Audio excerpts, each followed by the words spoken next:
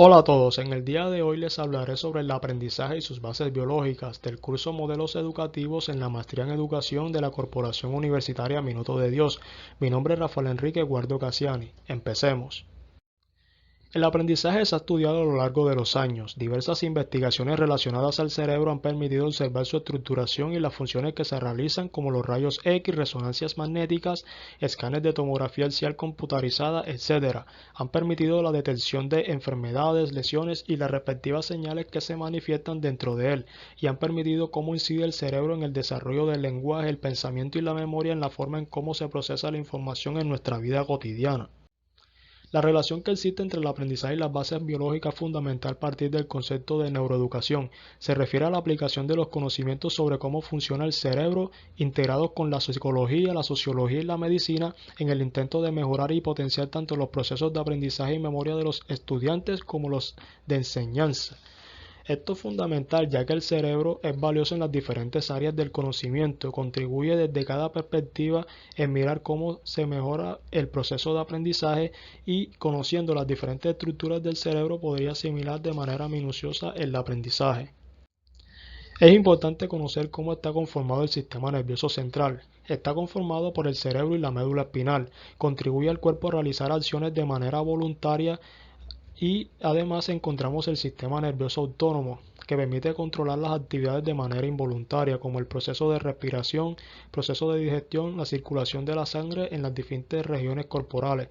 Es importante manifestar que la médula espinal juega un papel fundamental, se encarga de la transmisión de señales hacia el cerebro, siendo quien regula los mensajes entre el cerebro y el cuerpo humano, realizándolo de dos maneras: ascendente desde las diferentes regiones corporales al cerebro y descendente desde el cerebro a las diferentes regiones corporales.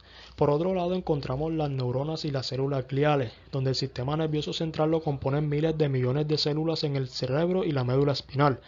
Las neuronas se encargan de enviar y recibir mensajes de los diferentes músculos y órganos del cuerpo, y las células gliales son otro tipo de células del sistema nervioso central. Ayudan en la colaboración de las funciones de las neuronas, preparando ambientes propicios, eliminando sustancias químicas que puedan afectar el proceso y desechando células muertas dentro del cerebro. Cada neurona consta de un cuerpo celular, miles de pequeñas dendritas y un axón. Una dendrita es la prolongación de tejido que recibe información de otras células. Un axón es una trama larga de tejido que envía mensajes a otras células. La vaina de mielina rodea al axón, facilita el viaje de las señales. Cada axón termina en una estructura ramificada. Las terminales de estas estructuras ramificadas se conectan con las terminales de las dendritas y esta conexión se le conoce como sinapsis. La sinapsis permite que una neurona y otra puedan realizar el proceso de interconexión, permite el transporte de mensajes a gran velocidad y esto contribuye en el proceso de aprendizaje.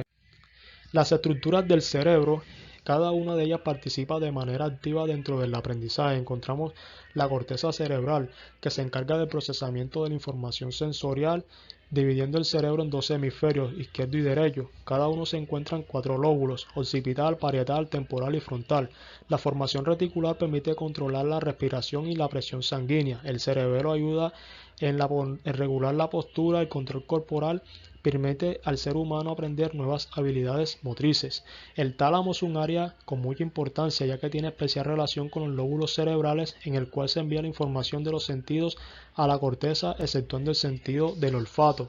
El hipotálamo regula la temperatura, el sueño, la sed y el hambre. Además alerta al cuerpo cuando hay actos de peligro o estrés, lo cual aumenta la frecuencia cardíaca y la frecuencia respiratoria. La amígdala controla las emociones y agresividad, y el hipocampo mantiene la memoria de pasado inmediato y de trabajo y regula la memoria a largo plazo.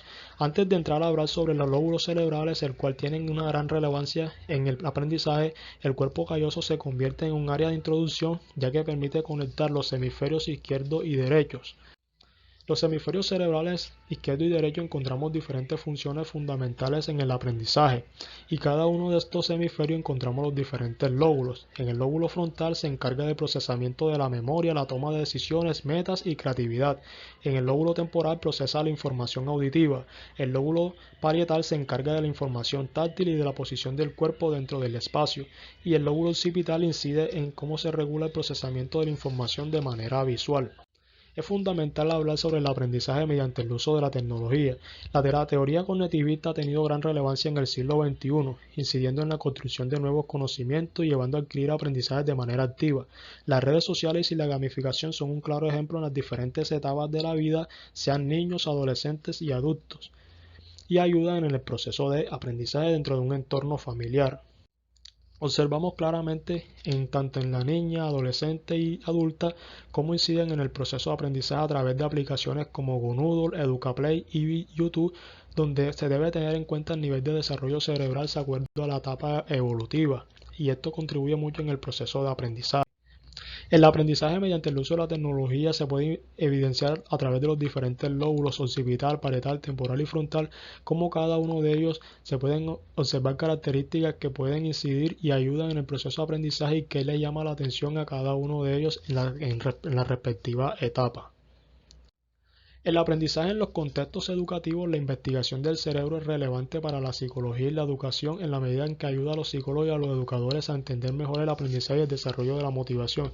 Esto se puede ver claramente ya que en los procesos educativos, desde el área de la educación física, recreación y deportes, se pueden promover actividades de simulación o juegos de roles y atmósferas positivas. Esto contribuye mucho en los procesos de ambientes agradables en el aula, creando mayor aceptación y participación del aprendizaje. Las ventajas que encontramos es que los estudiantes adquieren mejores procesos cognitivos, hay una mayor asimilación del aprendizaje y mejora las funciones ejecutivas del cerebro. Las desventajas encontramos que puede tener problemas académicos dentro de los entornos educativos, comportamientos inadecuados, menores conexiones sinápticas y poco desarrollo cerebral. Esto fue todo lo que queríamos brindarle en el día de hoy.